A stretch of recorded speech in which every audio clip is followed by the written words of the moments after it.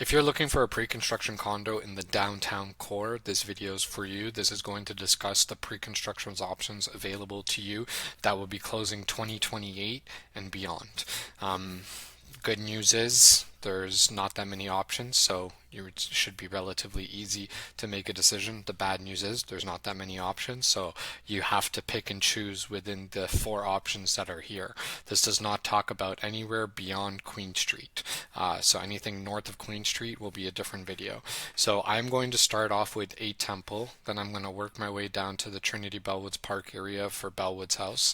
Then we're going to go to the core of downtown once again, which is 101 Spadina, and then after that we're going to have Q Tower. So there are four options. Now, let's start off with A Temple. A Temple is a project that I personally have, I would say, a little bit of a bias towards because of my experience in the industry. Now, what I mean by that is the demand that I've seen for people for condos. There's not that much of a future demand for condos that are high-rise buildings. That is something that people are seeming to want to walk away from. They're in high-density areas, they're high-density buildings, very busy. So in terms of a location, so let's just talk about Liberty Village for a moment. All the condos are over here and moving more east of the city. And then when you go west, you're going to have one condo over here on Temple. You're going to have two condos by Lifetime Developments. And that's it. It's all rental complexes and homes after that, going all the way to High Park, going all the way past High Park, going west of High Park at Windermere. That's when you're going to see your next set of condos. So you are going to be living in a relatively calm, quiet area, but you're just literally a street away from Liberty Village. You're a 10-minute walk away from Queen West. You're very close to the Fort York and downtown core where the Rogers Center, CN Tower, etc., all those type of things are. I personally love it for a couple of reasons. A, to get onto the Jameson Gardner with no traffic or very little traffic, it will be under 2 minutes. You're also a quick walk away to the Exhibition Go line, and there's a new subway line coming here, which is going to kind of connect diagonally to the city. Now, from a aesthetics perspective, the team that designs a Ritz-Carlton in the St. Regis is also designing this condo. It is a low-rise boutique residence, so that's going to keep investors out and keep this more of a owner-occupied building. That is typically what you get when you get boutique low-rise buildings, because sometimes the price is a little bit more expensive, which typically keeps investors out. There's also no studios, mostly 2 bedrooms and 3 bedrooms over here. Once again, that keeps investors out. So this is an example of a standard bathroom that you're going to get with a glass door that will be added over there, tiling throughout. You can upgrade to heated flooring in the bathroom. This is an example of what your lobby is going to look like. This is very similar to the Ritz-Carlton lobbies you'll see in Toronto, more specifically in Mexico City. That was the most recent project that they worked on.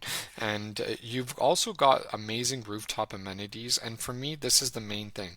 If a builder is sacrificing the rooftop, which is the most profitable part of a builder, that to me tells me that the builder cares about the building, the reputation it carries, and they're also catering something to the clientele of the neighborhood. Obviously, when you live in Toronto and you want a Toronto condo, you want something nice that feels luxurious. Having something on the rooftop where you can work out and overlook the Toronto skyline or overlook the lake. You can hold your private parties on the rooftop. You can hold a cinema screening room, pickleball court.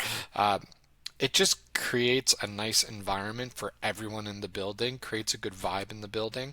And once again, the builder is sacrificing their most profitable part and giving it back to the residents. It shows that they care. So that's the first thing that I like about it. This rooftop, it's stunning. You've got a gym overlooking the lake, saunas overlooking the lake, a movie theater room, which for me is great. So that is why I have a bias towards this particular condo. This is what your east views are going to look like. This is southeast and this is south. Now, units here range from 500 square foot go up to, I would say, anywhere from, like, I would say around 2,200 square foot, could be a little bit more, but that's the average square foot range for this particular building, and it's located at 8 Temple Avenue. Now, moving along the list, we have 121 Strachan, which is where Penny's is located, and that is where Bellwoods House is coming. Now, Bellwoods House is going to be a brand new building built by a local builder. The last builder was local, lives in the city. This builder is also local, lives in the city. I love it working with local builders because they really care about the product that they're putting in. The reputation means everything to them. So this is what the building is going to look like. As you can see, they will be replacing Penny's. They will not be taking it away, giving it a revamped look. You've got brick facade with the double-story archways on the ground on the main floor. The amenities are going to be on the ground floor for this particular condo. But this is your option if you really want to be like walk away from Bellwoods Park and Queen West. So if you're looking for something within this central area, this is where you can get it. The average square foot here, once again, from 500 to I would say around 1,200 square foot. And the cost per square foot for the last condo that I showed at was roughly anywhere from $1,200 to $1,400 a square foot. This condo will be in the same price range. Now, continuing along the path, now we're going to go to Spadina, and we're going to be at Spadina in Adelaide. That is where you're going to have 101 Spadina. For some reason, the images don't want to work, but it's okay because I've had them loaded. So 101 Spadina is basically like a boutique low-rise residential on steroids. They have most high-rise buildings are not going to focus on the quality and large units. They're crammed with smaller units. This one is a unique approach because they are taking the vibe of a low-rise boutique residence, but adding the high-end finishes and large unit aspect to it. So in this building, all the podium levels, this is going to be a hotel aspect of the building, and then you've got units going all the way up with, once again, having rooftop amenities. So your rooftop is all going to be over here. It's got a party room, dining room, where you're going to be able to host private events. It's quite stunning, to be honest with you. This is what the rendering looks like for the rooftop dining and party room. So if you are looking to be in the core of downtown and you want luxury, nice finishes, this is going to be the building for you. And lastly, moving more down towards the water, you have Q Tower. Now, Q Tower, although I don't really want to necessarily come across like I'm hating on a project, I think this is my least favorable project, to be frank. The reason why is because this is pretty much everything that everyone hates about downtown Toronto condos. I think, not to speak badly on Lifetime Development because they've built great products in the past, they are just continuing to build what has been selling before. So to no fault of their own, but we are changing as time goes on. The demand is changing, the small unit complex is changing, people want larger units. So I think that this launched at an interesting time, but at the end of the day, it's geared towards investors. So if, let's say, you are looking to invest in downtown Toronto and you want to have an iconic building, this is going to be on every Toronto postcard you're ever going to see. It has around 900 units. It's located right close to Union Station. You'll have direct underground access to it. Floor plans, they range from 360 square foot going all the way to 917. However, there are some penthouse combination units that offer, I would say, 15 to 2,000 square foot if you're looking for that.